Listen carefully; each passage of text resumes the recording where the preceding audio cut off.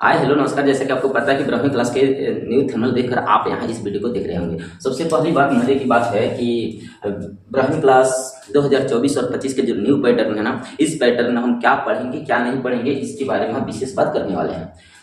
BSCT 2025 new syllabus new pattern पर आधारित है। हिंदी के वादा है पूरा का पूरा कंटेंट दिया जाएगा। गद्य हो, पद हो, व्याकरण हो, सब के सब यूट्यूब पर पढ़ाया जाएगा। एकदम रिकॉर्डिंग वीडियो और लाइव क्लास दोनों साथ साथ में चलाया जाएगा, एक एक दिन गैपिंग करके। या फिर आप उधर से रिप्लाई देते हैं रोज रोज चलाने के लिए, तो हम रोज रोज भी चला सकते हैं। पहले देखिए दिगंत भाग 2 में क्या पढ़ना है, व्याकरण में क्या पढ़ना है, और आप यहाँ देख सकते हो कि ऑब्जेक्टिव में कितना पढ़ना होता है, सब्जेक्टिव में कितना पढ़ना होता है। इसी बात पर हम विशेष ध्यान आकर्षित करने वाले हैं आपका। यहाँ देखिए हम आपको बता दें दिगंत भाग 2 का मतलब होता है 11वीं क्लास में जो हिंदी दिगंत भाग 1 होता है वो 11वीं क्लास का होता है, लेकिन 12 में आप आते हो तो दिगंत भाग 2 के नाम से जाना जाता है। दिगंत भाग 2 एक पुस्तक है और एक व्याकरण की पुस्तक है। तो व्याकरण से क्या पढ़ना है, इतना टॉपिक, और किताब से इतना टॉपिक को पढ़ना पड़ता है। ध्यान से सुनिए एक बात कि ये जो दिगंत भाग 2 है ना, ये गद्य में गद्य, पद और प्रतिपूर्ति 3 भागों में बटा हुआ है। गद्य, पद और प्रतिपूर्ति 3 गो भाग के कौन है। इस दिगंत के अंदर में 3 गो खंड है, एक गद्य, एक पद, एक प्रतिपूर्ति। तो गद्य में 13 गो चैप्टर और पद में 13 गो चैप्टर और प्रतिपूर्ति में 3 गो चैप्टर। प्रतिपूर्ति से बहुत कम क्वेश्चन आता है, बहुत कम, 1 2 गो 3 गो आ जाए काफी है, लेकिन साइंस में ज्यादा पूछता है, आर्ट में थोड़ा कम देखा जाता है। अभी देखो ये तो दिगंत भाग 2 में अभी अंदर क्या पढ़ना है अभी बात करते हैं। अंक आता है 100 नंबर में, 50 नंबर ऑब्जेक्टिव, 50 नंबर सब्जेक्टिव, लेकिन जब से दुगना हुआ है तो 100 नंबर के सब्जेक्टिव हो जाता है, 100 नंबर के ऑब्जेक्टिव भी हो जाता है। चलो यहाँ देखो व्याकरण में क्या पढ़ना है, निबंध, पत्र और अन्य 22 गो टॉपिक होता है। संधि, समास, विलोम, पर्यायवाची, सब ऐसे ऐसे करके 22 गो टॉपिक आपको पढ़ना पड़ता है। जैसे आप 10 में पढ़े ना, वही व्याकरण सेम टू सेम यहाँ पढ़ना पड़ता है। आगे देखो हम आपको बता दें कि ऑब्जेक्टिव जो आपका क्वेश्चन होगा ना, वो व्याकरण से 50 से 55 क्वेश्चन होता है, मतलब 50 से ऊपर व्याकरण से ऑब्जेक्टिव आता है। और सब्जेक्टिव जो होता दिगंत जो पुस्तक होता है दिगंत वाला से, उसमें 50 से थोड़ा कम नंबर के पूछा जाता है, 45 और 50 के आसपास पूछा जाता है। तो व्याकरण का पोर्शन ज्यादा होता है ऑब्जेक्टिव में, और किताब का जो पोर्शन होता है ना वो थोड़ा कम होता है। सब्जेक्टिव की बात करें सब्जेक्टिव में, तो सब्जेक्टिव में आपका आएगा 50 नंबर में। अब 50 नंबर में आएगा तो कौन कौन आएगा, ध्यान से सुनिए। पहली बात कि जो निबंध होता है ना, निबंध आप 10 में देखे हो तो उस समय 10 नंबर में एक निबंध पूछता था, 5 गो में से एक कोई बनाना पड़ता था। लेकिन यहाँ 5 में से एक बनाओगे और तो और ये 8 नंबर का होगा। ये निबंध कितना हुआ, 8 नंबर। 1 गुणा 8 का मतलब 8 देगा, 5 को बनाना है, 1 बनाओ 8 नंबर के, समझ रहे हो। ये 8 नंबर के बनाओगे। विषम परिस्थिति में पढ़ना पड़ता है।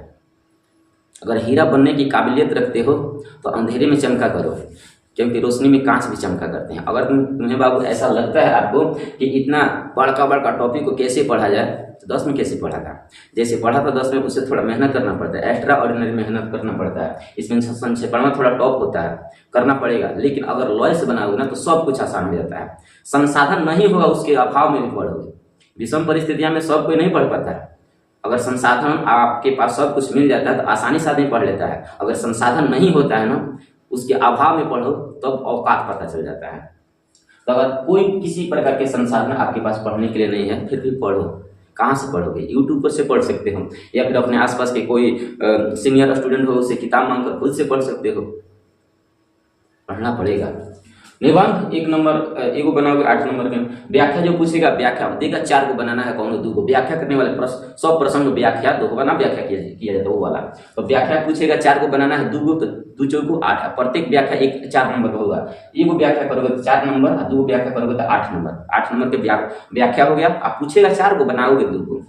पत्र लेखन होता है, पत्र लेखन 2 अथम करके आता है, ये वो बनाना है 5 नंबर में। जो लघु प्रश्न होते हैं जो स्पेशली पुस्तक से आते हैं, बुक से आते हैं, वो देगा 5 को बनाना है, देगा 10 को बनाना है 5 को। तो 5 गुना 10 नंबर के लघु प्रश्न होगा। कितना देगा, 10 को बनाना है 5 को।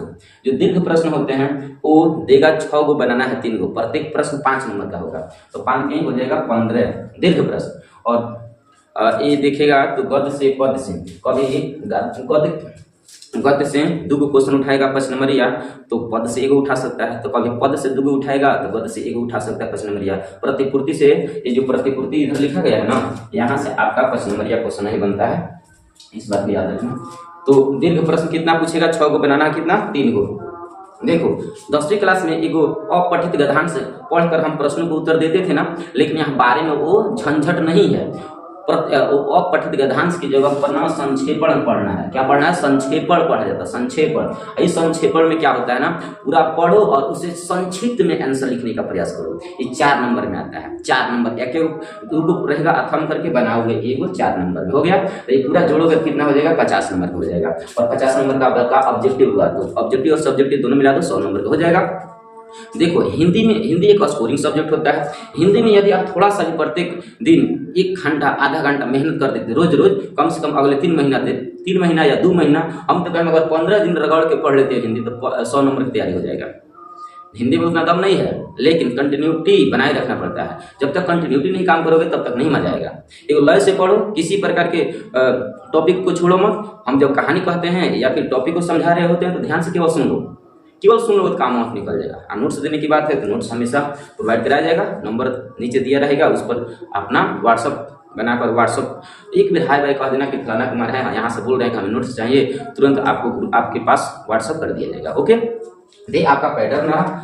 और इसके बाद हम लेकर आएंगे जो प्रत्येक गद्य से पद से जो पाठवा होता है, पाठ में पाठ कौन लिखा है, उसका किस विधा के में लिखा गया है, उनका जन्म कब हुआ, मरण कब हुआ है, किस काल के कवि हैं, इसका याद करने का ट्रिक बताया जाएगा। उस ट्रिक को देखो। उसके बाद से चैप्टर नंबर 1 का नाम है बातचीत, बालकृष्ण भट्ट, वहां से हम लोग शुरू करने वाले हैं। तो ये आपका पैटर्न है। कहा जाता है कि यदि कोई किसी युद्ध भूमि को जीतना चाहते हैं तो पहले से रणनीतियां तैयार कर लो। ठीक उसी प्रकार यदि हम 2025 के पैटर्न को जीतना चाहते हैं, 2025 में जो हम पेपर देने वाले हैं, तो उस पेपर में यदि अपना जीत हासिल करना चाहते हो, जीत एकदम मजबूती बनाना चाहते हो, जीत हासिल करना चाहते हो, तो क्या करना होगा? रणनीति, स्ट्रेटजी अभी से बनाना होगा।